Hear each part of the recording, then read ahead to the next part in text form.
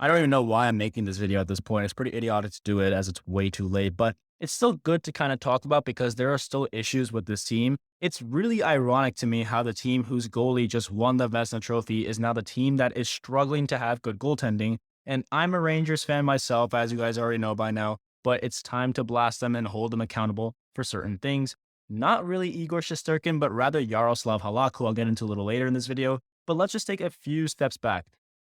We had the Colorado Avalanche coming to the New York Rangers, and a very familiar face was on that team. No, it's not Dryden Hunt, who just got picked off of waivers. It is Alexander Georgiev, the goaltender. This is the guy who was undrafted and signed by the Rangers in July of 2017. But through almost 2 years of experience, especially in the 2019-2020 season, many believed that with Henrik Lundqvist being put in an easier role in the team because, he's aging, he's like 38 or 39 at that time, and then simultaneously with the rise of Igor Shesterkin becoming the starter, Georgiev was not the right fit as a replacement for the King. The tandem became Igor Shesterkin as a starter, and they put Alexander Georgiev into that backup role, but sometimes there was even Henrik Lundqvist himself as the backup goaltender. So with that being said, there are three goalies who are all fighting for some sort of role. We had Igor Shesterkin pretty much being the front runner for the number one spot. He's going to probably be the guy taking over Henrik Lundqvist as that number one goaltender. He pretty much has the throne. He is now the prince. And then we have Alexander Georgiev, who's trying to keep his job because there was no update about what was going to go on with Henrik Lundqvist at that point. They don't know what's going to go on. There are trade rumors about Georgiev being a little unhappy that he's not the starter. So could he be the one maybe going here? And then last but not least, you have the best goaltender in Rangers history, one of the best goaltenders of all time. And Henrik Lundqvist just sitting there guiding these two guys about how to become better goalies. He's kind of a mentor for this team. He is by far the best leader on the team, but then we would all find out what would happen at the end of the 2020 season. We saw that Henrik Lundqvist would be bought out, and therefore it became Shesterkin and Georgiev. Most painful move I've ever seen, but it was best for the organization. Then we had last season, which was the 21-22 season. We had Georgiev sort of becoming the scapegoat for the Rangers fan base, as he would continuously struggle and take the harsh criticism from the Rangers' massive fan base as a result. All this to make matters worse when Igor Shesterkin puts up a historic season with a Hart nomination and running away with the Vezina Trophy. This along with the many situations and incidents that he was put into, including the falsified rumors of him wanting out of the New York Rangers organization. And of course, I think everyone knows by now the Tony DeAngelo situation that he put himself in. And that's how we end up with Georgiev getting traded to Colorado, which definitely is best for both teams. For the Rangers, they don't have to worry about his expiring contract, and they can truly cement Shesterkin as their starting goaltender. And what's good for Georgiev is that he gets to cement his role as the number one goaltender in Colorado with Darcy Kemper gone. Plus, he's going to have a fresh start on a new team. So it's honestly a win-win deal. Now, you guys might be asking, so why would I be kind of recapping about something that happened 2 months ago? Well, we had 2 days ago that Igor Shesterkin was playing against Alexander Georgiev as the Rangers were hosting the Colorado Avalanche on Tuesday night.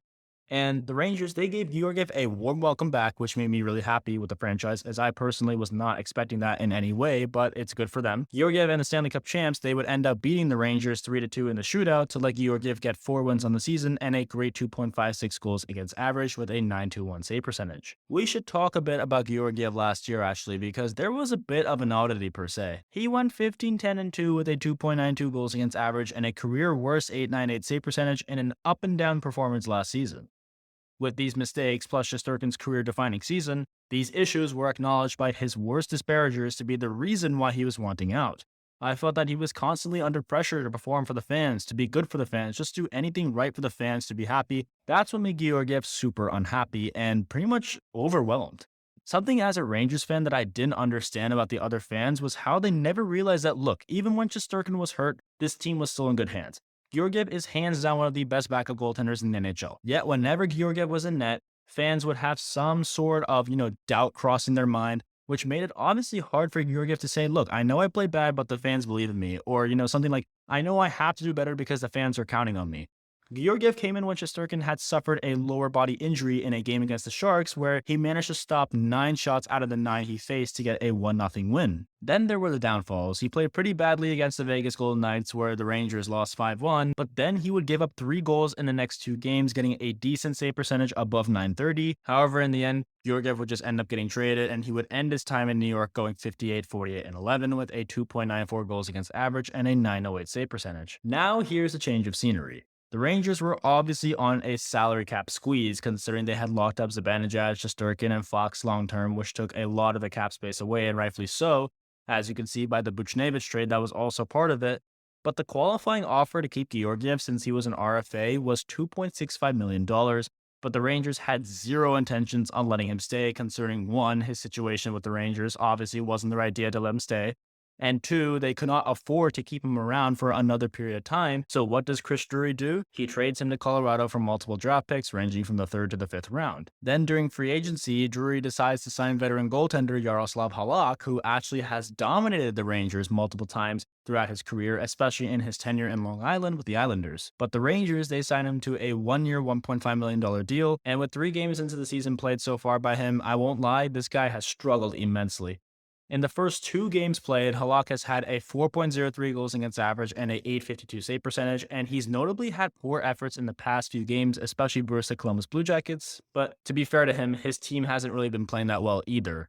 They've kind of been hanging around low, just letting teams that they'd annihilate last year beat them this year. Back to Halak, though, against the Blue Jackets, he let in 5 goals on 21 shots. And this is a pretty concerning thing, considering that he was supposed to be insurance for Igor Shesterkin when he has his days off, and if Shesterkin isn't in net and Halak becomes a liability, then this hurts the Rangers' chances of making the playoffs. Even if we take a small sample size, the Rangers should still feel concerned about the way they've been playing without Shesterkin. It's not really sustainable, mostly since Georgiev was really inconsistent as a backup last year, and his performance basically started several debates on how long the Rangers can go without Shesterkin or without a player who was the best when he was in charge. I remember Georgiev's best game came against the Hurricanes in a 2-0 shutout in late March or early April, if I'm not mistaken, but the Rangers, they need the same results from a guy like Halak if they want to go far.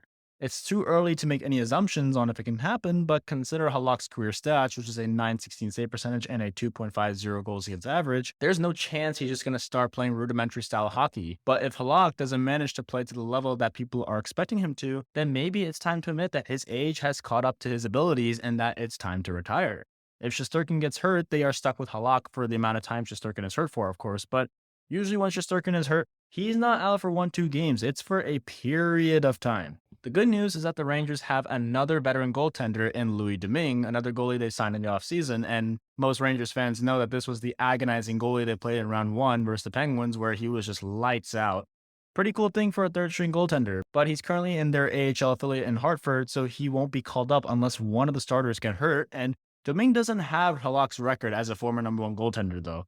He's gone 59, 60, and 10 with a 3.04 goals against average for 6 teams over the last 8 seasons. We should also consider prospect Dylan Garand into the picture, who the Rangers may not want to call up just yet, as he needs a little more seasoning in the AHL before we get to those conversations. But in all, yeah, the Rangers, they lost Georgiev, we know, and that kind of hurts because he was a good number 2 goalie, especially during the COVID season when he was just playing great hockey in the most crucial moments. But it sucks that he got pulled away into the false rumors and then the D'Angelo situation and then Igor's supremacy. But again, I just want to say, to end that part of Georgiev, all the best to him. Hopefully Halak can somehow manage and fulfill that role that Georgiev had in New York for that period of time that he's there. If not, then maybe calling up Domingue is the best idea. Halak, he was a lethal weapon back in the day, but can he play the same style of hockey now? Let me know your thoughts in the comments about Halak, about Georgiev or Lundqvist or Shesterkin, anything you guys want to, honestly. Otherwise, thank you guys for tuning in and have a wonderful day.